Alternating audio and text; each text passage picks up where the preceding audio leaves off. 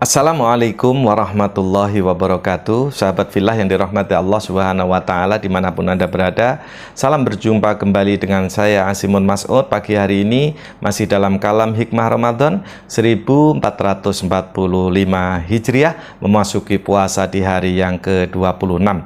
Masih dari karya Al-Hafidh Al-Imam Ibnu Hajar Al-Asqalani, yaitu kitab Al-Isti'dad Liyaumil Ma'ad. Di sana diriwayatkan sebuah asar sahabat dari Sayyidina Umar ibnu Khattab radhiyallahu an, di mana beliau pernah mengatakan, wallahi ma butulitu bibaliyatin illa wa kana lillahi alayya fiha arba'uni amin, bahwa tidaklah Allah mengujiku dengan suatu ujian kecuali dalam ujian tersebut ada 4 nikmat dari Allah kepadaku.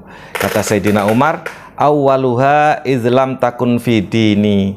Yang pertama, nikmat Allah adalah bahwa ujian itu tidak akan pernah ada dalam agamaku. Jadi artinya yang diuji oleh Allah Subhanahu wa Ta'ala tidak akan mengurangi agamanya. Kedua, wasani idlam takun azama minha, dan adanya ujian tidak akan lebih besar daripadanya. Artinya ujian yang diberikan oleh Allah kepada kita, kepada Sayyidina Umar ibnu Khattab, kata beliau, nikmat yang kedua adalah ujian itu tidak lebih besar dari kemampuannya.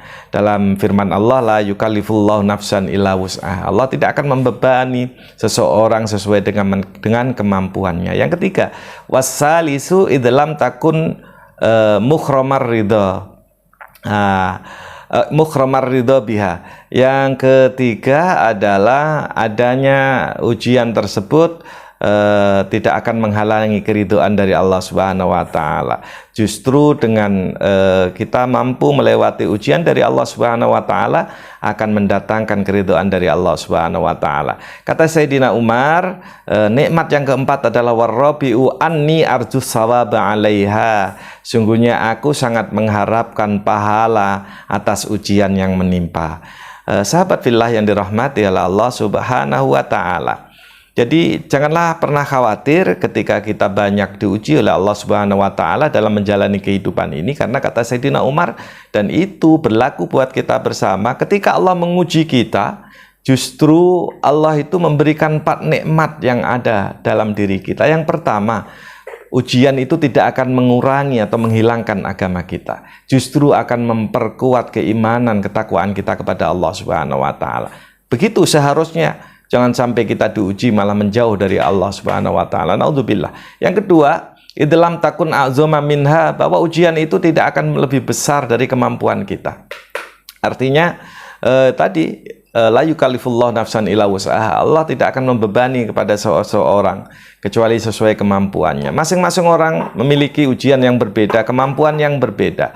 Boleh jadi apa yang diujikan Allah kepada kita itu hanya kita yang mampu, belum tentu orang lain mampu menerimanya. Begitu juga sebaliknya, ujian orang lain belum tentu kita mampu menerimanya.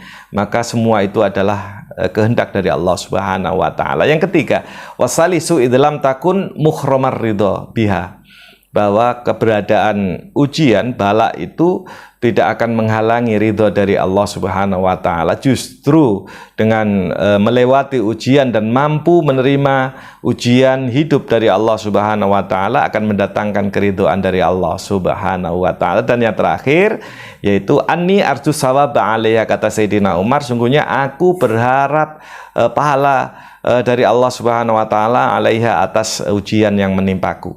Artinya dengan adanya ujian tersebut justru Allah menjanjikan pahala yang cukup besar. Bukankah kemarin Al-Fakir sampaikan dalam kitab yang sama juga bahwa pahala yang mengalahkan besarnya dari pahala sholat dan puasa serta ibadah-ibadah yang lain adalah pahala ujian. Ketika kita mampu melewati itu semua, maka mizan timbangan dan juga diwan itu tidak mampu menghitung pahala bagi orang-orang yang bisa melewati ujian. Karena dengan banyaknya ujian maka pahalanya sungguh banyak, sehingga orang-orang nanti di akhirat mengharapkan bahwa mereka itu di dunianya ingin mendapatkan ujian yang banyak dari Allah Subhanahu wa taala. Ini mudah-mudahan bermanfaat untuk memotivasi, meningkatkan iman dan ketakwaan kita kepada Allah Subhanahu wa taala.